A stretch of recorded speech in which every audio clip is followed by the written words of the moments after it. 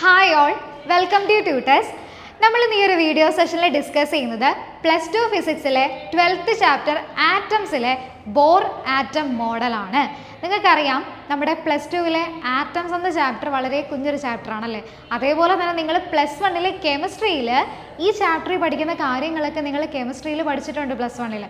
അപ്പോൾ അതേപോലെ തന്നെ വെയിറ്റേജ് കുറഞ്ഞൊരു ചാപ്റ്ററും കൂടെയാണ് ഈ ആറ്റംസ് എന്ന് പറയുന്ന ഈ ഒരു ചാപ്റ്റർ. പക്ഷേ ഈ ചാപ്റ്ററിൽ ഇമ്പോർട്ടൻ്റ് ആയിട്ടുള്ള ആറ്റംസ് എന്ന ചാപ്റ്ററിലേക്ക് വെച്ചിട്ട് ഇമ്പോർട്ടൻ്റ് ആയിട്ടുള്ളൊരു ടോപ്പിക്കാണ് നമ്മുടെ ബോർ ആറ്റം മോഡൽ എന്ന് പറയുന്നത്. അപ്പോൾ അതാണ് നമ്മൾ ഇന്നത്തെ ഈ ഒരു ക്ലാസ്സിൽ ഡിസ്കസ് ചെയ്യാനായിട്ട് പോകുന്നത്. അപ്പോൾ നമ്മുടെ ക്ലാസ്സിലേക്ക് കടക്കുന്നതിന് മുമ്പ് നിങ്ങൾക്ക് നമ്മുടെ ഓഫ്ലൈൻ ബാച്ചുകളിലേക്കോ മെഡിക്കൽ എഞ്ചിനീയറിംഗ് എൻട്രൻസ് ബാച്ചുകളിലേക്കോ ജോയിൻ ചെയ്യാൻ താല്പര്യമുണ്ടെങ്കിൽ താഴെ കാണുന്ന നമ്പറിൽ കോൺടാക്റ്റ് ചെയ്യാം. അപ്പോൾ അങ്ങനെയെങ്കിൽ നമ്മുടെ ക്ലാസ് നമുക്ക് സ്റ്റാർട്ട് ചെയ്താലോ. അപ്പോൾ നമ്മൾ എന്താ പഠിക്കുന്നത്? ബോർ ആറ്റം മോഡലിനെ കുറിച്ചിട്ടാണ് നമ്മൾ ഇന്ന് ഡിസ്കസ് ചെയ്യുന്നത്. ആദ്യം തന്നെ എന്താണ് ആറ്റം എന്നറിയണ്ടേ? ആറ്റത്തിനെ കുറിച്ചിട്ടാണ് പറയുന്നത്. അപ്പം എന്താണ് ആറ്റം എന്ന് നമുക്കറിയണം. എന്താണ് ഒരു ആറ്റം? ഒരു എലമെൻറ്റിൻ്റെ കെമിക്കൽ പ്രോപ്പർട്ടീസ് റീറ്റെയിൻ ചെയ്യുന്ന മാറ്ററിലെ ഏറ്റവും സ്മോളസ്റ്റ് യൂണിറ്റിനെയാണ് നമ്മൾ ആറ്റം എന്ന് വിളിക്കുന്നത്. എന്താണ്? ഒരു എലമെൻറ്റിൻ്റെ കെമിക്കൽ പ്രോപ്പർട്ടീസിനെ റീറ്റെയിൻ ചെയ്യുന്ന മാറ്ററിലെ ഏറ്റവും സ്മോളസ്റ്റ് യൂണിറ്റാണ് ഏത്? നമ്മുടെ ആറ്റം എന്ന് പറയുന്നത്. അപ്പോൾ ഈ ആറ്റത്തിനെ കുറിച്ചിട്ടാണ് നമ്മൾ പഠിക്കാൻ പോകുന്നത്. ആറ്റത്തിൻ്റെ പല മോഡലുകൾ, ആറ്റം എങ്ങനെയാണ്, ആറ്റത്തിൻ്റെ ഉള്ളിൽ എങ്ങനെ, ആറ്റത്തിൻ്റെ ഘടന എങ്ങനെയാണ്, ആ കാര്യങ്ങളൊക്കെയാണ് നമ്മൾ പഠിക്കുന്നത്. അപ്പോൾ നമ്മുടെ ബോർ മോഡലാണ് നമ്മൾ മെയിൻലി ഇവിടെ പഠിക്കുന്നതെങ്കിലും ബോർ മോഡലിലായിരുന്നോ ഏറ്റവും ആദ്യത്തെ മോഡൽ? ആയിരുന്നോ? അല്ലായിരുന്നു. ബോർ മോഡലിന് മുമ്പ് വേറെ ആറ്റം മോഡലുകളൊക്കെ ഉണ്ടായിരുന്നു. പക്ഷെ അവയ്ക്ക് എന്താണ്? ലിമിറ്റേഷൻസും ഉണ്ട്. ഈവൻ നമ്മുടെ ബോർ മോഡലിന് എന്തുണ്ട്? ലിമിറ്റേഷൻസ് ഉണ്ട് കേട്ടോ. അപ്പോൾ എന്താണ്? ഈ ബോർ മോഡലിന് മുമ്പുള്ള കുറച്ച് മോഡലുകൾ നമുക്ക് ക്വിക്കായിട്ടൊന്ന് പറഞ്ഞു പോവാം. ആദ്യം നമുക്ക് ഡാൾട്ടൻ്റെ അറ്റോമിക് തിയറിയെ കുറിച്ചിട്ട് ഡിസ്കസ് ചെയ്യാം. നമ്മുടെ ജോൺ ഡാൾട്ടൻ്റെ അറ്റോമിക് തിയറി, അദ്ദേഹം 1808 അത് പ്രപ്പോസ് ചെയ്തത്. അപ്പോൾ അറ്റോമിക് തിയറിയിൽ അദ്ദേഹം പറയുന്നത് എന്താ?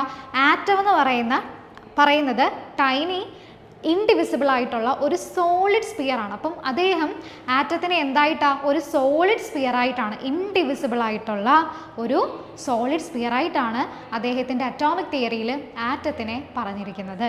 അതേപോലെ തന്നെ എന്താണ്? ഒരു എലമെൻറ്റിലെ ആറ്റങ്ങൾ എന്താണ്? ഐഡൻറ്റിക്കലാണ്. അതേപോലെ ആറ്റത്തിനെ നമുക്ക് ക്രിയേറ്റ് ചെയ്യാനോ ഡിസ്ട്രോയ് ചെയ്യാനോ പറ്റത്തില്ല. തുടങ്ങിയ കാര്യങ്ങളാണ് അദ്ദേഹത്തിൻ്റെ അറ്റോമിക് തിയറിയിൽ അദ്ദേഹം ആറ്റത്തിനെ കുറിച്ചിട്ട് പറഞ്ഞിരിക്കുന്നത്. ഇനിയും ഇതിന് ലിമിറ്റേഷൻസ് ഉണ്ടായിരുന്നു. ഡെഫിനറ്റ്ലി ഇതിന് ലിമിറ്റേഷൻസ് ഉണ്ടായിരുന്നു. കാരണം എന്താ? നമുക്കറിയാവുന്ന കാര്യമാണ്, ആറ്റത്തിൽ ഇലക്ട്രോൺസും പ്രോട്ടോൺസും ന്യൂട്രോൺസും ഒക്കെ ഉണ്ടല്ലേ. അപ്പോൾ ഇവിടെ നമ്മുടെ ഡാൾട്ടൻ്റെ അറ്റോമിക് തിയറിയിൽ അദ്ദേഹം പക്ഷേ ആറ്റം ഇൻഡിവിസിബിൾ ആണെന്നാണ് പറഞ്ഞത്. അതുകൊണ്ട് തന്നെ അതൊരു ലിമിറ്റേഷനാണ്. അതേപോലെ ഐസോട്ടോപ്പുകളെ കുറിച്ചിട്ടൊന്നും അദ്ദേഹത്തിന് എക്സ്പ്ലെയിൻ ചെയ്യാനായിട്ട് പറ്റിയില്ല. ഇതെല്ലാം ഡാൾട്ടൻ്റെ അറ്റോമിക് തിയറിയിലെ ലിമിറ്റേഷനുകളാണ്. അതിനുശേഷം വന്നതാണ്, നിങ്ങൾ കേട്ടിട്ടുണ്ട്, ഏതാ? നമ്മുടെ ജെ തോംസൻ്റെ പ്ലം പുഡിംഗ് മോഡലില്ലേ, അല്ലെങ്കിൽ എന്ത് പറയും? വാട്ടർമെലൻ മോഡൽ എന്നും അറിയപ്പെടാറുണ്ട്. അപ്പോൾ എന്താണ്? ജെ തോംസൻ്റെ പ്ലം പുഡിംഗ് മോഡലാണ്, വിച്ച് ഈസ് പ്രപ്പോസ്ഡ് ഇൻ 1898 അദ്ദേഹം ഈ ഒരു പ്ലം പുഡിംഗ് മോഡൽ പ്രപ്പോസ് ചെയ്യുന്നത്. അപ്പോൾ ഇവിടെ പേരിൽ തന്നെയുണ്ട് എന്താ? പ്ലം പുഡിംഗ്, അതായത് അല്ലെങ്കിൽ വാട്ടർമെലൻ മോഡൽ എന്ന് പറഞ്ഞാൽ എന്തായിരിക്കും? നമ്മളൊരു വാട്ടർമെലൻ എടുക്കുകയാണെങ്കിൽ അതിൻ്റെ അതിൽ ഫ്ലഷ് പാർട്ടില്ലേ, അതായത് അതിൻ്റെ ഫ്ലഷ് പാർട്ടിനോട് തുല്യമാണ് ഒരു ആറ്റത്തിലെ പോസിറ്റീവ് ചാർജ് എന്നാണ് അദ്ദേഹം പറഞ്ഞത്. അതേപോലെ തന്നെ വാട്ടർമെലനിൽ ഫ്ലഷ് പാർട്ട് ഉള്ളതുപോലെ തന്നെ അതിൽ സീഡുകളും ഇല്ലേ, ആ സീഡുകളോട് തുല്യമാണ്, അല്ലെങ്കിൽ സീഡുകളെ പോലെയാണ് ഇലക്ട്രോണുകൾ ഒരു ആറ്റത്തിൽ ഇരിക്കുന്നത്. അപ്പോൾ എന്താ? വാട്ടർമെലൻ എങ്ങനെയാണോ അവിടെ അതേപോലെ ആറ്റത്തിലെ വാട്ടർമെലൻ്റെ ഫ്ലഷ് പാർട്ടുകളായിട്ട് ഇരിക്കുന്നത് പോലെ ആറ്റത്തിൽ ഫ്ലഷ് പാർട്ടിന് പകരം പോസിറ്റീവ് ചാർജും അതേപോലെ തന്നെ ആ ഒരു സീഡുകളാണ്, എംബഡ് ചെയ്തിരിക്കുന്ന സീഡുകളാണ് ഇലക്ട്രോണുകൾ എന്നാണ് ജെ തോംസൻ്റെ അറ്റോമിക് മോഡൽ അദ്ദേഹം പറഞ്ഞത്. പക്ഷെ അതിന് എന്തുണ്ട്? ലിമിറ്റേഷനുകളുണ്ട്. നമ്മുടെ റുദർഫോർഡിൻ്റെ സ്കാറ്ററിംഗ് എക്സ്പെരിമെൻ്റ് ഒന്നും നമ്മുടെ ജെ തോംസൻ്റെ ആറ്റം മോഡൽ വെച്ചിട്ട് നമുക്ക് എന്ത് ചെയ്യാൻ പറ്റില്ല? എക്സ്പ്ലെയിൻ ചെയ്യാനായിട്ട് പറ്റത്തില്ല. കാരണം എന്താ? നമ്മുടെ ജെ തോംസൺ പറഞ്ഞ എന്താ? പോസിറ്റീവ് ചാർജുകൾ വാട്ടർമെലനിലെ ഫ്ലഷ് പാർട്ട് എങ്ങനെയാണോ ഇരിക്കുന്നത് അതേപോലെയാണ് ആറ്റത്തിൽ പോസിറ്റീവ് ചാർജും, ആൻഡ് സീഡുകളെ പോലെയാണ് ഇലക്ട്രോൺ ഇരിക്കുന്നതെന്നാണ് ജെ തോംസൻ്റെ അറ്റോമിക് മോഡലിൽ പറഞ്ഞത്. അതേപോലെ ന്യൂക്ലിയസുകളെ കുറിച്ചിട്ടൊന്നും എവിടെ പറഞ്ഞിട്ടില്ല? നമ്മുടെ ജെ തോംസൻ്റെ അറ്റോമിക് മോഡലിൽ പറയുന്നില്ല. അതിനുശേഷം വന്നതാണ് ഏതാ, നമ്മുടെ പ്ലാനറ്ററി മോഡൽ ഓഫ് ആറ്റം കേട്ടിട്ടില്ലേ? ആരുടെയാ? റുദർഫോർഡിൻ്റെ പ്ലാനറ്ററി മോഡൽ ഓഫ് ആറ്റം ആണ്, which is proposed in 1911. 1911 propose ചെയ്തിരിക്കുന്നത്. ഏത് എക്സ്പെരിമെൻ്റ് ആയിരുന്നു ഓർക്കുന്നുണ്ടോ? ഗോൾഡ് ഫോയിൽ എക്സ്പെരിമെൻ്റ് ഇല്ലേ, അതിനെ അടിസ്ഥാനപ്പെടുത്തിയിട്ടാണ് നമ്മുടെ ഈ Rutherford planetary model of atom propose ചെയ്യുന്നത്. അപ്പോൾ പ്ലാനറ്ററി മോഡൽ ഓഫ് ആറ്റത്തിലാണ് ന്യൂക്ലിയസിനെ കുറിച്ചിട്ട് പറയുന്നത്. എന്താണ്? ആറ്റത്തിൻ്റെ സെൻറ്ററിലാണ് ന്യൂക്ലിയസ്. ആറ്റത്തിൻ്റെ സെൻറ്ററിൽ ഒരു ഭാഗത്താണ് പോസിറ്റീവ് ചാർജസ് കോൺസെൻട്രേറ്റഡ് ആയിട്ടുള്ളത്. ആ ഭാഗത്തിൻ്റെ പേരാണ് ന്യൂക്ലിയസ്. അപ്പോൾ ന്യൂക്ലിയസിനെ കുറിച്ചിട്ട് ആദ്യമായിട്ട് പറയുന്നത് നമ്മുടെ റുദർഫോർഡിൻ്റെ ആറ്റം മോഡലിലാണ്. അപ്പോൾ ഈ പോസിറ്റീവ് ചാർജസ് അക്യുമുലേറ്റഡ് ആയിട്ടുള്ള എവിടെയാ? ഈ ആറ്റത്തിൻ്റെ സെൻറ്ററിലുള്ള ന്യൂക്ലിയസിലാണ്. ഈ ന്യൂക്ലിയസിന് ചുറ്റുമാണ് ഇലക്ട്രോണുകൾ എന്ത് ചെയ്യുന്നത്? റിവോൾവ് ചെയ്യുന്നത്. ഇതെല്ലാമായിരുന്നു നമ്മുടെ റുദർഫോർഡിൻ്റെ ആറ്റം മോഡലിൽ അദ്ദേഹം പറഞ്ഞിരുന്നത്. പക്ഷേ അവിടെയും ഈ മോഡലിൽ എന്തുണ്ട്? ലിമിറ്റേഷനുകളുണ്ട്. ഒരു ഇമ്പോർട്ടൻ്റ് ആയിട്ടുള്ളൊരു ലിമിറ്റേഷൻ എന്ന് പറഞ്ഞാൽ റുദർഫോർഡ് എന്തായിരുന്നു പറഞ്ഞിരുന്നത്? ന്യൂക്ലിയസിന് ചുറ്റും ഓർബിറ്റുകളിൽ ഇലക്ട്രോൺസ് റിവോൾവ് ചെയ്യുന്നു അല്ലേ? അപ്പോൾ ക്ലാസിക്കൽ തിയറി അനുസരിച്ച് അല്ലെങ്കിൽ ക്ലാസിക്കൽ ഫിസിക്സ് അനുസരിച്ചിട്ട് ഈ റിവോൾവിങ് ഇലക്ട്രോണുകൾ എന്ത് ഇജക്റ്റ് ചെയ്യും? ഇലക്ട്രോമാഗ്നറ്റിക് റേഡിയേഷൻസിനെ എമിറ്റ് ചെയ്യും. അപ്പോൾ ഇങ്ങനെ റേഡിയേഷൻ എമിറ്റ് ചെയ്യും എന്ന് പറഞ്ഞാൽ എനർജി ഇവർ എമിറ്റ് ചെയ്തുകൊണ്ടിരിക്കുകയാണ്. അപ്പോൾ ഇവരെന്ത് ചെയ്യും? ഈ ഇലക്ട്രോണുകൾ എനർജിയെ എമിറ്റ് ചെയ്യുകയാണെങ്കിൽ ഇങ്ങനെ, ഇപ്പോൾ ഇവിടെ നമുക്ക് സെൻട്രൽ ന്യൂക്ലിയസ് ഉണ്ട്, ഓർബിറ്റിൽ ഇലക്ട്രോൺ ഇരുന്നിട്ട് ഇലക്ട്രോൺ ഇങ്ങനെ എനർജി വെളിയിലേക്ക് കളയാണ്, റേഡിയേഷൻ്റെ രൂപത്തിൽ എനർജി വെളിയിലേക്ക് പോവുകയാണ്. അപ്പോൾ എന്ത് ചെയ്യും? എനർജി നഷ്ടപ്പെട്ടുകൊണ്ടേ ഇരിക്കുകയാണ്. അപ്പോൾ ഇലക്ട്രോൺ ഇങ്ങനെ എന്ത് ചെയ്യും? ന്യൂക്ലിയസിലേക്ക് കൊളാപ്സ് ചെയ്യും. ഇതാണ് ഈ തിയറി പ്രകാരം ഇങ്ങനെ നടക്കണം. അതായത് ക്ലാസിക്കൽ ഫിസിക്സ് പ്രകാരം എന്താണ്? റിവോൾവിങ് ഇലക്ട്രോണുകൾ ഇലക്ട്രോമാഗ്നറ്റിക് റേഡിയേഷനുകളെ എമിറ്റ് ചെയ്യും. അത് കാരണം ഈ റിവോൾവ് ചെയ്യുന്ന ഇലക്ട്രോണുകൾക്ക് എനർജി നഷ്ടമായിക്കൊണ്ടിരിക്കുകയാണ്. അപ്പോൾ ഇവർ റിവോൾവ് ചെയ്യുന്ന അനുസരിച്ചിട്ട് എനർജി കുറഞ്ഞു വരുന്നു. അങ്ങനെ ഫൈനലി എന്ത് ചെയ്യുന്നു? ന്യൂക്ലിയസിലേക്ക് അത് കൊളാപ്സ്ഡ് ആവുന്നു. പക്ഷേ ആക്ച്വലി ഇങ്ങനെ നടക്കുന്നുണ്ടോ? ഇല്ല. അപ്പം ഇതെന്ന് പറയുന്നത് ഈ ഒരു കാര്യം നമ്മുടെ റുദർഫോർഡിൻ്റെ ആറ്റം മോഡലിലെ ഒരു ലിമിറ്റേഷനാണ്. അതുപോലെ തന്നെ ഈ കാരണം കൊണ്ട് തന്നെ അറ്റോമിക് സ്റ്റെബിലിറ്റി പറയാനായിട്ട് അദ്ദേഹത്തിൻ്റെ മോഡലിൽ പറ്റിയില്ല. അതേപോലെ ലൈൻ സ്പെക്ട്രത്തിനെ കുറിച്ചിട്ട് പറയാനോ ഒന്നും നമ്മുടെ റുദർഫോർഡിൻ്റെ ആറ്റം മോഡലിന് സാധിച്ചിരുന്നില്ല. ഇതെല്ലാം എന്താണ്? റുദർഫോർഡിൻ്റെ ആറ്റം മോഡലിൻ്റെ ലിമിറ്റേഷനുകളാണ്. ഇനിയും നമ്മുടെ മെയിൻ ടോപ്പിക്കിലേക്ക് നമ്മൾ എത്തി. ഏതാണ്? Bohr atom model. എന്താണ് Bohr atom model? Niels Bohr ആണ് നമ്മുടെ ഈ മോഡൽ ഓഫ് ആറ്റം പ്രപ്പോസ് ചെയ്തത് in the year 1913. 1913 Niels Bohr ആണ് നമ്മുടെ ബോർ ആറ്റം മോഡൽ പ്രപ്പോസ് ചെയ്യുന്നത്. അപ്പോൾ ഇവിടെ അദ്ദേഹം എന്താ ഉപയോഗിച്ചത്? അദ്ദേഹം റുദർഫോർഡിൻ്റെ മോഡലിൽ കുറച്ചും കൂടെ മോഡിഫിക്കേഷൻസ് ഏത് തിയറി ഉപയോഗിച്ചാൽ നമ്മുടെ ക്വാണ്ടം ഹൈപ്പോത്തസിസിലെ ഐഡിയാസ് ഉപയോഗിച്ചിട്ട് റുദർഫോർഡിൻ്റെ മോഡൽ ഓഫ് ആറ്റത്തിൽ കുറച്ചും കൂടെ മോഡിഫിക്കേഷൻസ് കൊണ്ടുവന്നു. എന്നിട്ടാണ് അദ്ദേഹം ഈ ഒരു മോഡൽ ഓഫ് ആറ്റം പ്രപ്പോസ് ചെയ്തത്. അതാണ് നമ്മുടെ ബോർ മോഡൽ ഓഫ് ആറ്റം എന്ന് പറയുന്നത്. അപ്പോൾ ഈ ബോർ മോഡലിൽ അദ്ദേഹം പറഞ്ഞ എന്താ? ഇലക്ട്രോണുകൾ നമ്മുടെ ന്യൂക്ലിയസിന് ചുറ്റും സർക്കുലാർ ഓർബിറ്റുകളിൽ റിവോൾവ് ചെയ്യുന്നു എന്നതാണ് നമ്മുടെ ബോർ ആറ്റം മോഡലിൽ പറഞ്ഞിട്ടുള്ളത്. അപ്പം മെയിനായിട്ടും നമുക്ക് ഇവിടെ അറിഞ്ഞിരിക്കേണ്ടത് ബോർ മോഡലിൻ്റെ പോസ്റ്റുലേറ്റുകളാണ്. നമുക്ക് ഇമ്പോർട്ടൻ്റ് ആയിട്ടുള്ള 3 പോസ്റ്റുലേറ്റുകളാണ് ബോർ ആറ്റം മോഡലിൽ നമുക്ക് ഡിസ്കസ് ചെയ്യാനായിട്ടുള്ളത്. അപ്പോൾ നമുക്ക് നോക്കിയാലോ. ആദ്യത്തെ പോസ്റ്റുലേറ്റ് ആണ്. എന്താ ആദ്യത്തെ പോസ്റ്റുലേറ്റിൽ പറയുന്നത്? The electrons in an atom revolves in certain stable orbits without the emission of radiant energy എന്ന് പറഞ്ഞാൽ നമ്മുടെ റുദർഫോർഡിൻ്റെ ആറ്റം മോഡൽ പ്രകാരം എന്തായിരുന്നു? ഓർബിറ്റിൽ റിവോൾവ് ചെയ്യുന്ന അനുസരിച്ചിട്ട് എനർജി ഇങ്ങനെ നഷ്ടപ്പെട്ടുകൊണ്ടേയിരിക്കും. പക്ഷേ നമ്മുടെ നീൽസ് ബോർ ആദ്യത്തെ പോസ്റ്റുലേറ്റിൽ തന്നെ അദ്ദേഹം എന്താ പറഞ്ഞത്? ഇലക്ട്രോണുകൾ ഒരു സ്റ്റേഷനറി ഓർബിറ്റിലാണ് റിവോൾവ് ചെയ്യുന്നത്. ആ ഓർബിറ്റിൽ റിവോൾവ് ചെയ്യുമ്പോൾ ഈ സ്റ്റേഷനറി ഓർബിറ്റിൽ ഇവർ റിവോൾവ് ചെയ്യുമ്പം ഇവർക്ക് ഒരു എനർജിയും എന്ത് ചെയ്യുന്നില്ല? ഇവർ റേഡിയേറ്റ് ചെയ്യുന്നില്ല. ഇവർ എപ്പോഴാണോ ഒരു എനർജി ലെവലിൽ നിന്ന് അല്ലെങ്കിൽ ഒരു ഓർബിറ്റിൽ നിന്ന് മറ്റൊരു ഓർബിറ്റിലേക്ക് പോകുന്നത് ആ സമയത്താണ് എനർജീനെ അബ്സോർബ് ചെയ്യുകയോ എമിറ്റ് ചെയ്യുകയോ ചെയ്യുന്നത്. അപ്പോൾ എന്താണ്? ഇവരൊരു സ്റ്റേഷനറി ഓർബിറ്റിൽ റിവോൾവ് ചെയ്യുന്നിടത്തോളം, അതായത് ഒരു ഓർബിറ്റിൽ തന്നെ ഇങ്ങനെ ഇവർ റിവോൾവ് ചെയ്യുകയാണെങ്കിൽ അവിടെ ഇലക്ട്രോണുകൾ ഒരു എനർജീനെയും എന്ത് ചെയ്യുന്നില്ല? എമിറ്റ് ചെയ്യുന്നില്ല അല്ലെങ്കിൽ ട്രാൻസ്മിറ്റ് ചെയ്യുന്നില്ല. അതാണ് നമ്മുടെ ബോർ മോഡലിലെ ആദ്യത്തെ പോസ്റ്റുലേറ്റ് എന്ന് പറയുന്നത്. ഇനിയും എന്താണ് സെക്കൻഡ് പോസ്റ്റുലേറ്റിൽ പറയുന്നത്? It states that the electron revolves around the nucleus only in those orbits for which the angular momentum is an integral multiple of h/2π. എന്ന് പറഞ്ഞാൽ നമ്മുടെ ഇലക്ട്രോണുകൾ റിവോൾവ് ചെയ്യുന്ന ഓർബിറ്റുകളില്ലേ, ആ ഓർബിറ്റുകളിൽ നമ്മുടെ ഈ ഇലക്ട്രോണിൻ്റെ ആംഗുലർ മൊമെൻറ്റം എന്ന് പറയുന്നത് h/2πയുടെ ഇൻ്റഗ്രൽ മൾട്ടിപ്പിൾ ആയിരിക്കും. എന്താണ്? ഓർബിറ്റുകൾ, നമ്മുടെ ഈ പറഞ്ഞ ഈ ഓർബിറ്റുകളിൽ ഇലക്ട്രോൺസ് റിവോൾവ് ചെയ്യുന്ന സമയത്ത് ഈ ഇലക്ട്രോൺസിനുള്ള ആംഗുലാർ മൊമെൻറ്റം എന്ന് പറയുന്നത്, ആംഗുലാർ മൊമെൻറ്റത്തിനെ റെപ്രസെൻ്റ് ചെയ്യുന്നത് ക്യാപിറ്റൽ L വെച്ചല്ലേ, അപ്പോൾ ആംഗുലാർ മൊമെൻറ്റം എന്ന് പറയുന്നത് h/2πയുടെ എന്താണ്? ഇൻ്റഗ്രൽ മൾട്ടിപ്പിൾ ആണ്. അതായത് L = nh/2π. n എന്താ? പ്രിൻസിപ്പൽ ക്വാണ്ടം നമ്പർ അല്ലേ, പ്രിൻസിപ്പൽ ക്വാണ്ടം നമ്പർ ആണ് n എന്ന് പറയുന്നത്. അപ്പോൾ എന്നിൻ്റെ വാല്യൂസ് എന്താ? n = 1 2 3 etcetera. ഓക്കെ, ഇപ്പോൾ ഓർബിറ്റ് മാറുന്നതനുസരിച്ചിട്ട് നമ്മൾ 1 2 3 ഇട്ട് കൊടുക്കണം. അപ്പോൾ എന്താ? L = nh/2π. ബോറിൻ്റെ സെക്കൻഡ് പോസ്റ്റുലേറ്റിലാണ് ഈ കാര്യം പറയുന്നത്. എല്ലിനെ അല്ലെങ്കിൽ നമുക്ക് എങ്ങനെ എഴുതാം? ആംഗുലാർ മൊമെൻറ്റത്തിന് mvr എന്ന് എഴുതാമല്ലോ. അപ്പോൾ നമുക്ക് ഇതിനെ എങ്ങനെ എഴുതാൻ പറ്റും? mvr = nh/2π എന്ന് നമുക്ക് എഴുതാനായിട്ട് പറ്റും. ഓക്കെ, ഇതാണ് അദ്ദേഹത്തിൻ്റെ സെക്കൻഡ് പോസ്റ്റുലേറ്റ് എന്ന് പറയുന്നത്. ഇനിയുമാണ് തേർഡ് പോസ്റ്റുലേറ്റ്. എന്താണ് തേർഡ് പോസ്റ്റുലേറ്റിൽ പറയുന്നത്?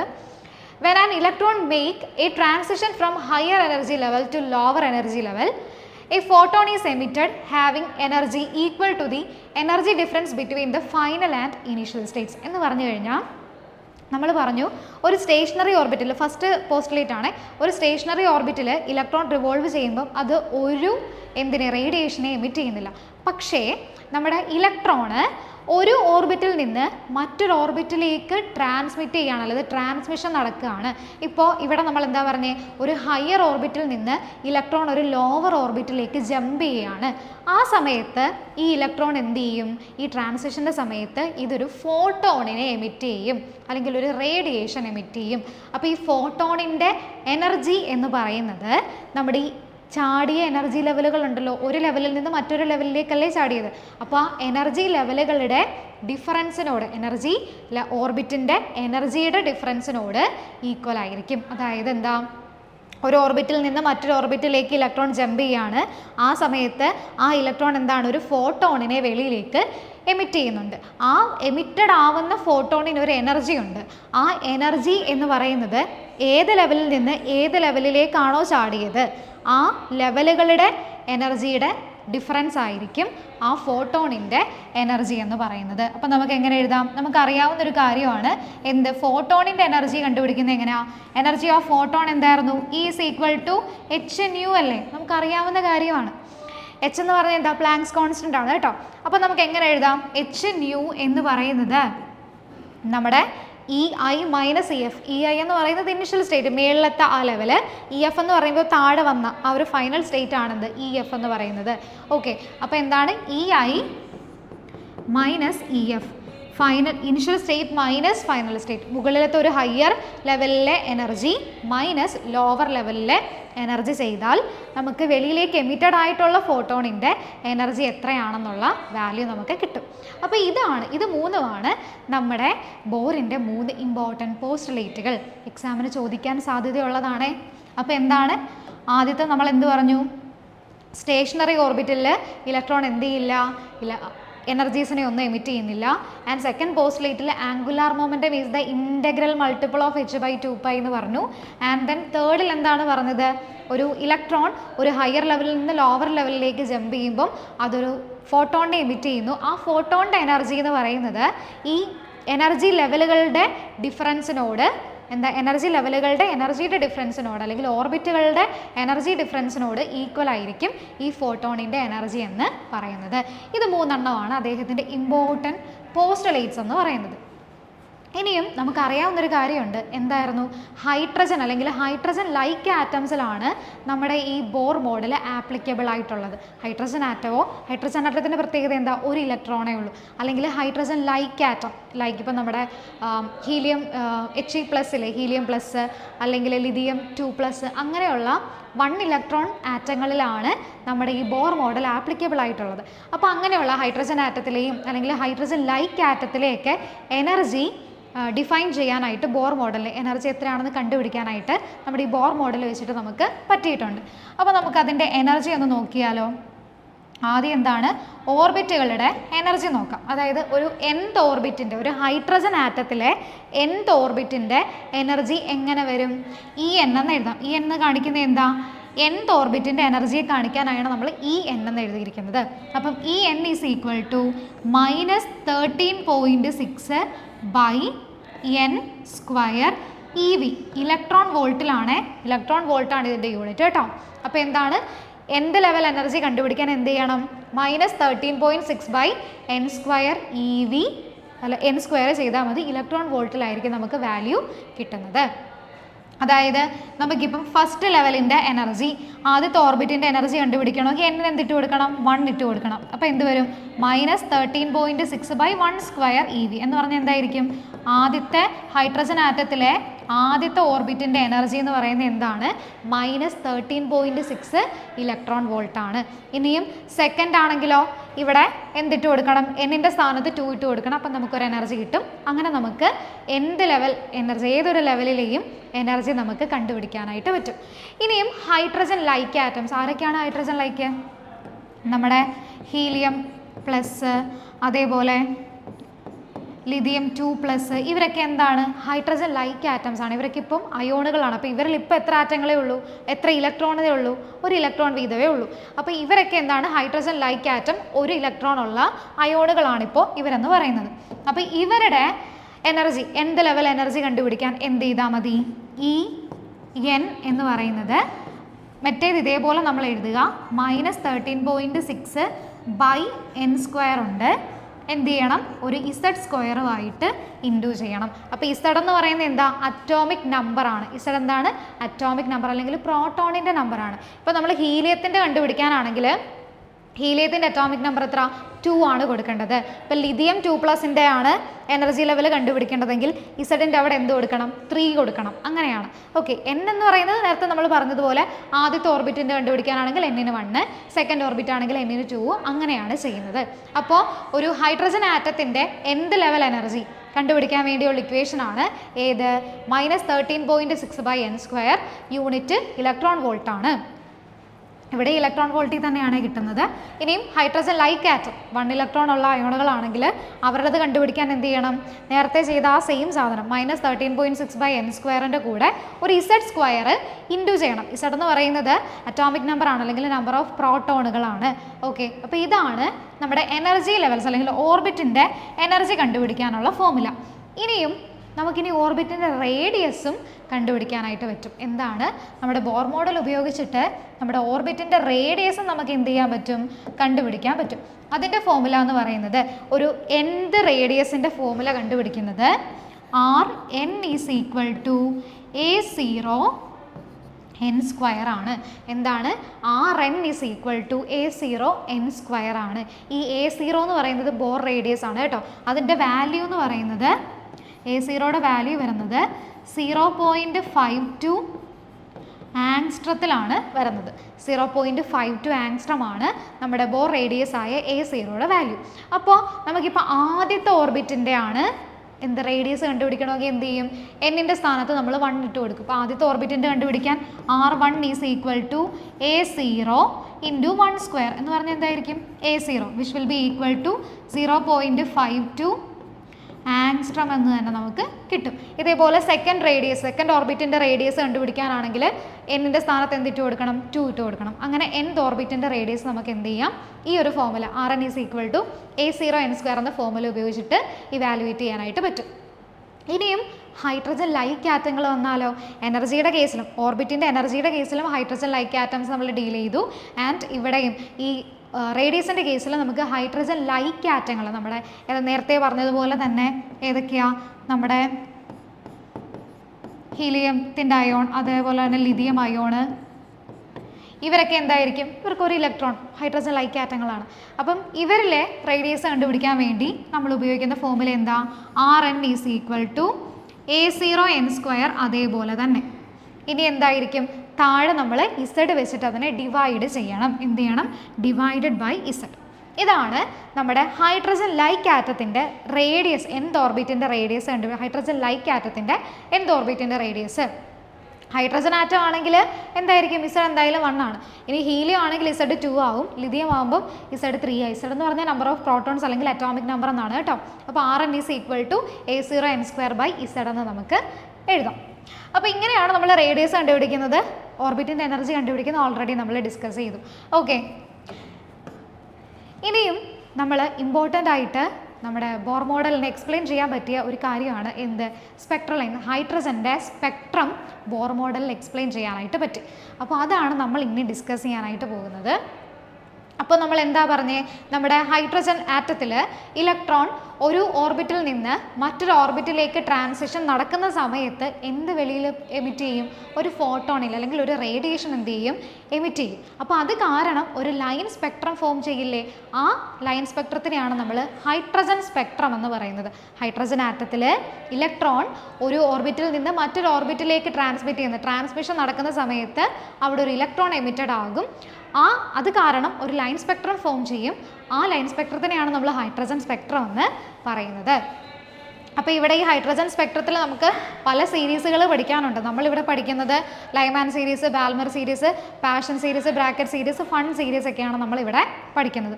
അപ്പോൾ ഈ സീരീസ് എങ്ങനെയാണ് പറയുന്നത്, ലൈമാൻ സീരീസ് എന്ന് പറഞ്ഞാൽ എന്താ, നമ്മുടെ ട്രാൻസ്മിഷൻ നടക്കുന്നത്, അതായത് ട്രാൻസ്മിഷൻ നടന്നിട്ട് ഇലക്ട്രോൺ ആദ്യത്തെ ഓർബിറ്റിലേക്ക് വന്ന് ജമ്പ് ചെയ്യണം. ആദ്യത്തെ ഓർബിറ്റിലേക്കാണ് വരുന്നതെങ്കിൽ, എന്ന് വെച്ചാൽ മുകളിലത്തെ ഓർബിറ്റുകളിൽ നിന്ന് ജമ്പ് ചെയ്ത് ഏറ്റവും താഴത്തെ, അതായത് ഗ്രൗണ്ട് സ്റ്റേറ്റിലേക്കാണ് ഇലക്ട്രോൺസ് ജമ്പ് ചെയ്യുന്നതെങ്കിൽ ആ സമയത്തുണ്ടാവുന്ന സ്പെക്ട്രൽ ലൈനുകളുടെ എന്താണ് സെറ്റിനെയാണ് നമ്മൾ എന്തെന്ന് വിളിക്കുക, ലൈമാൻ സീരീസ് എന്ന് വിളിക്കുക. അപ്പോൾ എന്തായിരിക്കും, ഇപ്പോൾ നോക്കിക്കേ, n=ഇൻഫിനിറ്റിയിൽ നിന്ന് 1ലേക്ക് ചാടാം, അതൊരു സ്പെക്ട്രൽ ലൈനാണ് അല്ലേ. അതേപോലെ തന്നെ n=6ൽ നിന്ന് 1ലേക്ക്, n=4ൽ നിന്ന് 4ാമത്തെ ഓർബിറ്റിൽ നിന്ന്, അല്ലെങ്കിൽ എങ്ങനെ പറയാം, തേർഡ് എക്സൈറ്റഡ് സ്റ്റേറ്റിൽ നിന്ന് ചാടാം. അല്ലെങ്കിൽ 2ാമത്തെ ഓർബിറ്റ് എന്ന് പറയുമ്പോൾ അതാണ് ഫസ്റ്റ് എക്സൈറ്റഡ് സ്റ്റേറ്റ്. അപ്പോൾ ഫസ്റ്റ് എക്സൈറ്റഡ് സ്റ്റേറ്റിൽ നിന്നും ഗ്രൗണ്ട് സ്റ്റേറ്റിലേക്ക് ചാടാം. അപ്പം മുകളിലുള്ള എക്സൈറ്റഡ് സ്റ്റേറ്റുകളിൽ നിന്ന് ഗ്രൗണ്ട് സ്റ്റേറ്റുകളിലേക്കാണ് ഇലക്ട്രോണിൻ്റെ ജമ്പിങ് നടക്കുന്നതെങ്കിൽ അത് കാരണം ഒരു സ്പെക്ട്രൽ ലൈൻ അവിടെ ഉണ്ടാവും. ഈ സ്പെക്ട്രൽ ലൈനുകളുടെ സെറ്റിനെയാണ് നമ്മൾ, അവിടുത്തെ സീരീസിൻ്റെ പേരാണ് എന്ത്, ലൈമാൻ സീരീസ് എന്ന് പറയുന്നത്. ഓക്കെ ആണോ? അപ്പം ഈ ഒരു സീരീസിൻ്റെ ഇലക്ട്രോമാഗ്നറ്റിക് റീജിയൻ എന്ന് പറയുന്നത് UV റീജിയനിലാണ് ഉള്ളത്. അടുത്തതാണ് നമ്മുടെ ബാൽമർ സീരീസ്. ബാൽമർ സീരീസ് എന്തായിരിക്കും, ലൈമാൻ എന്ന് പറയുമ്പം ഈ ഇലക്ട്രോൺ ജമ്പ് ചെയ്യുന്നത് ഗ്രൗണ്ട് സ്റ്റേറ്റിലേക്കാണ്. ബാൽമർ എന്ന് പറയുമ്പം ഇലക്ട്രോൺ ജമ്പ് ചെയ്യുന്നത് ഫസ്റ്റ് എക്സൈറ്റഡ് സ്റ്റേറ്റിലേക്കാണ്, അല്ലെങ്കിൽ 2ാമത്തെ ഓർബിറ്റിലേക്കാണ്. എന്ത്, മുകളിലത്തെ എക്സൈറ്റഡ് സ്റ്റേറ്റുകളിൽ നിന്ന് 2ാമത്തെ ഓർബിറ്റ് അല്ലെങ്കിൽ ഫസ്റ്റ് എക്സൈറ്റഡ് സ്റ്റേറ്റിലേക്കാണ് ഇലക്ട്രോൺസ് ജമ്പ് ചെയ്യുന്നതെങ്കിൽ അപ്പോൾ സ്പെക്ട്രൽ ലൈനുകൾ ഉണ്ടാകും. ആ സ്പെക്ട്രൽ ലൈനുകളുടെ സെറ്റായിരിക്കും ബാൽമർ സീരീസ് എന്ന് നമ്മൾ പറയുന്നത്. അപ്പോൾ ഈ ബാൽമർ സീരീസ് പക്ഷേ നമുക്ക് വിസിബിൾ റീജിയനിലാണ് ഈ ബാൽമർ സീരീസ് ഉള്ളത്. അതുകൊണ്ട് തന്നെ നമുക്ക് സ്പെക്ട്രൽ ലൈനുകളെ പല കളറുകളായിട്ട് കാണാനായിട്ട് പറ്റും. അടുത്തതാണ് ഏതാ, പാഷൻ സീരീസ്.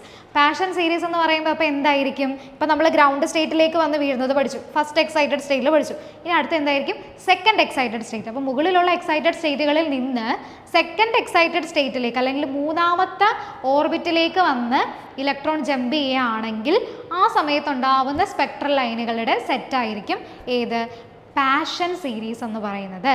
അത് ഏത് റീജിയനിലാണ്, നിയർ ഇൻഫ്രാറെഡ് റീജിയനിലാണ്. ഇലക്ട്രോമാഗ്നറ്റിക് സ്പെക്ട്രത്തിലെ നിയർ ഇൻഫ്രാറെഡ് റീജിയനിലായിരിക്കും. അടുത്തതാണ് ബ്രാക്കറ്റ് സീരീസ്. ബ്രാക്കറ്റ് സീരീസ് അപ്പോൾ ഏതായിരിക്കും, നമ്മൾ ഇത്രയും പറഞ്ഞെങ്കിൽ നമുക്ക് എന്തായാലും അറിയാവുന്ന കാര്യമാണ്. എന്തായിരിക്കും ബ്രാക്കറ്റ് സീരീസ്, തേർഡ് എക്സൈറ്റഡ് സ്റ്റേറ്റിലേക്ക് ഇലക്ട്രോൺസ് വന്ന് ജമ്പ് ചെയ്യുകയാണ്, അല്ലെങ്കിൽ n=4 4ാമത്തെ ഓർബിറ്റിലേക്ക് ഇലക്ട്രോൺസ് വന്ന് ജമ്പ് ചെയ്യുകയാണെങ്കിൽ ആ സമയത്തുണ്ടാകുന്ന സ്പെക്ട്രൽ ലൈൻസ് ആയിരിക്കും ഈ സീരീസിൽ വരുന്നത്. ഏത് സീരീസിൽ, ബ്രാക്കറ്റ് സീരീസിൽ വരുന്നത്. അടുത്തതാണ് ഫണ്ട് സീരീസ്. ഫണ്ട് സീരീസ് എന്ന് പറയുമ്പോൾ എന്താ, നമ്മുടെ n=5th ഓർബിറ്റിലേക്ക് അല്ലെങ്കിൽ 4ാമത്തെ എക്സൈറ്റഡ് സ്റ്റേറ്റിലേക്ക് മുകളിലത്തെ എക്സൈറ്റഡ് സ്റ്റേറ്റിൽ നിന്ന് ഇലക്ട്രോൺസ് വന്ന് ജമ്പ് ചെയ്യുകയാണെങ്കിൽ അവിടെ ഉണ്ടാകുന്ന സ്പെക്ട്രൽ ലൈൻസിൻ്റെ സീരീസാണ് ഏത്, നമ്മുടെ ഫണ്ട് സീരീസ് എന്ന് പറയുന്നത്. നമ്മുടെ ബ്രാക്കറ്റ് സീരീസും ഫണ്ട് സീരീസും ഇലക്ട്രോമാഗ്നറ്റിക് സ്പെക്ട്രത്തിൻ്റെ ഫാർ ഇൻഫ്രാറെഡ് റീജിയനിലാണ് കാണുന്നത്. അപ്പോൾ ഇതാണ് നമ്മുടെ ഹൈഡ്രജൻ സ്പെക്ട്രം എന്ന് പറയുന്നത്. അപ്പോൾ ബോർ മോഡലിൻ്റെ ഒരു ഇമ്പോർട്ടൻ്റ് ആയിട്ടുള്ളൊരു മെറിറ്റാണ് അദ്ദേഹത്തിന് എന്താ ഹൈഡ്രജൻ സ്പെക്ട്രത്തിനെ എന്ത് ചെയ്യാൻ പറ്റി, ഇവിടെ നമുക്ക് ബോർ മോഡൽ വെച്ചിട്ട് എക്സ്പ്ലെയിൻ ചെയ്യാൻ പറ്റി എന്നുള്ളത്.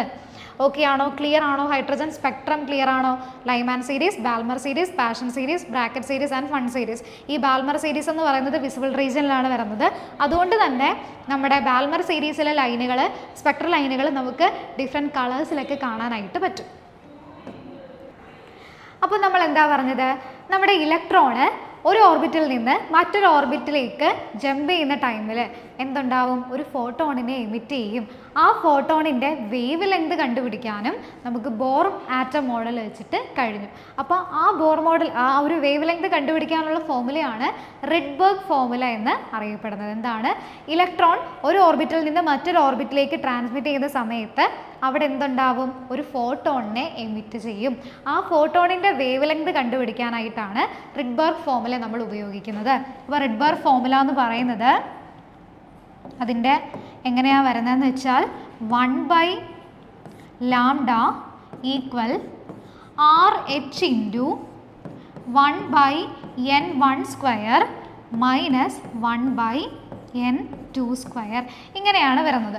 ഇവിടെ ലാംഡ റെസിപ്രോക്കലായിട്ടാണ് എടുക്കുന്നത് കേട്ടോ, അത് വിട്ടുപോകരുത്. ലാംഡ ഇവിടെ വേവ് ലെങ്ത് എന്താണ്, റെസിപ്രോക്കലാണ്. 1/λ equal RH into 1/n1² minus 1/n2. ഇവിടെ RH എന്ന് പറഞ്ഞാൽ എന്താ, RH എന്ന് പറയുന്നത് റിഡ്ബർഗ് കോൺസ്റ്റൻ്റ് ആണ്. അതിൻ്റെ വാല്യൂ എന്ന് പറയുന്നത് 1.097 ഇൻറ്റു 10⁻⁷ മീറ്റർ ഇൻവേഴ്സ് ആണ് RH-ൻ്റെ വാല്യൂ വരുന്നത്, റിഡ്ബർഗ് കോൺസ്റ്റൻറ്റിൻ്റെ വാല്യൂ. ഇനി എന്താണ് ഇവിടെ N1ഉം N2ഉം? നമ്മളിപ്പോൾ ഒരു ട്രാൻസിഷൻ എടുക്കുകയാണ്. നമ്മുടെ ഒന്നാമത്തെ N = 1 സ്റ്റേറ്റ് ഓർബിറ്റാണ്. ഇനി വേറൊരു ഓർബിറ്റ്, അതേപോലെ നമ്മൾ മുകളിലേക്ക് ഓർബിറ്റ് എടുക്കുകയാണ്. ഇത് N = 2, N = 3, N = 4. ഇവിടെ നമ്മുടെ ഇലക്ട്രോൺ ഇപ്പോൾ ജമ്പ് ചെയ്യുന്നത് N = 4-ൽ നിന്ന് N = 1-ലേക്കാണ് എന്ന് വിചാരിക്കുക. അപ്പോൾ N = 4-ൽ നിന്ന് N = 1-ലേക്ക് ജമ്പ് ചെയ്യുമ്പോൾ ഈ സ്പെക്ട്രൽ ലൈൻ ഏത് സീരീസിലാണ് വരുന്നത്, ലൈമാൻ സീരീസിലല്ലേ. കാരണം എന്താ, നമ്മുടെ ഗ്രൗണ്ട് സ്റ്റേറ്റിലേക്കാണ് ഇലക്ട്രോൺ ജമ്പ് ചെയ്യുന്നത്. അപ്പോൾ ഗ്രൗണ്ട് സ്റ്റേറ്റിലേക്ക് ജമ്പ് ചെയ്യുമ്പോൾ അവിടുത്തെ ഏത് സീരീസിൽ അത് ഉൾപ്പെടും, ലൈമാൻ സീരീസിലായിരിക്കും ഈ സ്പെക്ട്രൽ ലൈൻ ഉൾപ്പെടുന്നത്. ഓക്കെ ആണോ? അപ്പോൾ N = 4-ൽ നിന്ന് N = 1-ലേക്കാണത് ജമ്പ് ചെയ്തത് എങ്കിൽ ഈ N1-ൽ നമ്മൾ എഴുതേണ്ടത് എന്തായിരിക്കും, ലോവസ്റ്റ് പ്രിൻസിപ്പൽ ക്വാണ്ടം നമ്പറാണ്. അതായത് എവിടേക്കാണോ അത് ജമ്പ് ചെയ്തെത്തിയത് അതായിരിക്കണം നമ്മൾ 1-ൽ എഴുതേണ്ടത്, N1-ൽ എഴുതേണ്ടത്. N1 എന്ന് പറയുമ്പോൾ എന്തായിരിക്കും, എവിടേക്കാണോ എത്തിയത്, അതായത് ഫൈനൽ സ്റ്റേറ്റ് ആണ് നമ്മൾ ആദ്യം N1-ൽ എഴുതേണ്ടത്. ഓക്കെ, ഇനി N2 എന്ന് പറയുമ്പോൾ അപ്പോൾ എന്തായിരിക്കും, എവിടെ നിന്നാണോ എമിറ്റഡ് ആയത്, ഏത് എനർജി ലെവലിൽ നിന്നാണോ അത് എന്ത് ചെയ്തത്, താഴേക്ക് ജമ്പ് ചെയ്തത്, ആ എനർജി ലെവലാണ്, അതായത് മുകളിലത്തെ എനർജി ലെവൽ അല്ലെങ്കിൽ ഇനിഷ്യൽ എനർജി ലെവലിൻ്റെ നമ്പറാണ് നമ്മൾ ആ N2-ൽ എഴുതേണ്ടത്. ഓക്കെ ആണോ? അപ്പോൾ N1-ൽ എന്ത് എഴുതണം, എവിടേക്കാണ് ഫൈനലി വന്നിടമാണ് N1, ഇനിഷ്യൽ സ്റ്റേറ്റിൻ്റെ നമ്പറാണ് എന്ത്, N2 എന്ന് പറയുന്നത്. അപ്പോൾ 1/λ equal RH into 1/n1² minus 1/n2. ഇനി നമുക്ക് വേറൊരു രീതി നോക്കാം. ഇപ്പോൾ ഇത് എമിറ്റഡ് ആയിരിക്കുന്നത് N = 3-ൽ നിന്ന് N = 2-ലേക്കാണെന്ന് വിചാരിക്കാം. ഇതിപ്പോൾ ഏത് സ്പെക്ട്രൽ സീരീസിൽ ഉൾപ്പെടുന്ന സ്പെക്ട്രൽ ലൈനാ നോക്കിക്കേ, രണ്ടാമത്തെ ഓർബിറ്റിലേക്ക്, അതായത് ഫസ്റ്റ് എക്സൈറ്റഡ് സ്റ്റേറ്റിലേക്ക് വരുന്നെങ്കിൽ അത് ഏത് സീരീസിൽ ഉൾപ്പെടും, ഏത് സീരീസിലാണ്, ബാൽമർ സീരീസിലാണ് ഉൾപ്പെടുന്നത്. ഓക്കെ, അപ്പോൾ ഇവിടുത്തെ N1-ൻ്റെ N2-ൻ്റെ വാല്യൂ എന്തായിരിക്കും, ഇവിടെ ഈ ഒരു ഇലക്ട്രോൺ ജമ്പ് ചെയ്തത് എവിടേക്ക്, ഏത് സ്റ്റേറ്റിലേക്കാണ്, N = 2-ലേക്കാണ് ജമ്പ് ചെയ്തത്. അതുകൊണ്ട് തന്നെ N1 എന്ന് പറയുന്നത് 2 ആണ്. ഇനിയും N3-ൽ നിന്നാണ് ഇത് ജമ്പ് ചെയ്തത്, അതുകൊണ്ട് തന്നെ N2 എന്ന് പറയുന്നത് ഇവിടെ എന്താണ്, 3 ആണ്. ഈ ഒരു സ്പെക്ട്രൽ ലൈൻ്റെ കാര്യമാണ് നമ്മൾ പറഞ്ഞത്. ഇവിടെ ഈ ഒരു ജമ്പ് ചെയ്യുമ്പോൾ N1 2ഉം N2 = 3. ഇനി ഇവിടെ ആയിരുന്നെങ്കിലോ നമ്മൾ N1-ന് എന്താണ് കൊടുക്കേണ്ടത്, N1 1ഉം N2 എന്ന് പറയുന്നത് 4ഉമാണ്. ഇതേപോലെയാണ് നമ്മൾ N1-നും N2-നും വാല്യൂസ് സബ്സ്റ്റിറ്റ്യൂട്ട് ചെയ്യുന്നത്. ക്ലിയർ ആണോ? റിഡ്ബർഗ് ഫോർമുല ക്ലിയർ ആണോ? ഇനി നമ്മൾ നമ്മുടെ ഈ സെഷൻ്റെ ലാസ്റ്റ് പാർട്ടിലേക്ക് എത്തുകയാണ്. എന്താണ്, നമ്മുടെ ബോർ മോഡലൊക്കെ നമ്മൾ പറഞ്ഞു. ഇനി ബോർ മോഡലിൻ്റെ കുറച്ച് മെറിറ്റ്സ് അല്ലെങ്കിൽ സക്സസസ് പറയണ്ടേ, അതാണ് നമ്മൾ നോക്കുന്നത്.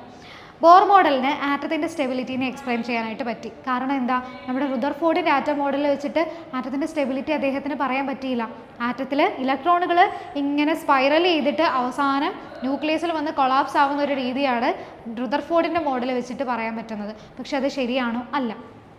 നമ്മുടെ നീൽ ബോറിൻ്റെ ആറ്റം മോഡലിൽ അദ്ദേഹത്തിന് പക്ഷേ ആറ്റത്തിൻ്റെ സ്റ്റെബിലിറ്റീനെ എക്സ്പ്ലെയിൻ ചെയ്യാനായിട്ട് പറ്റി. കാരണം എന്താ, അദ്ദേഹം അവിടെ ക്വാണ്ടം ഹൈപ്പോത്തസിസിലുള്ള ഐഡിയാസും നമ്മുടെ റുദർഫോർഡിൻ്റെ മോഡലുമായിട്ട് കുറച്ച് മോഡിഫിക്കേഷനൊക്കെ വരുത്തിയിട്ടാണ് ഈ ഒരു മോഡൽ പ്രപ്പോസ് ചെയ്തത്. അതുകൊണ്ട് തന്നെ അദ്ദേഹത്തിന് ആറ്റത്തിൻ്റെ സ്റ്റെബിലിറ്റിനെ കുറിച്ചിട്ട് എക്സ്പ്ലെയിൻ ചെയ്യാൻ പറ്റി.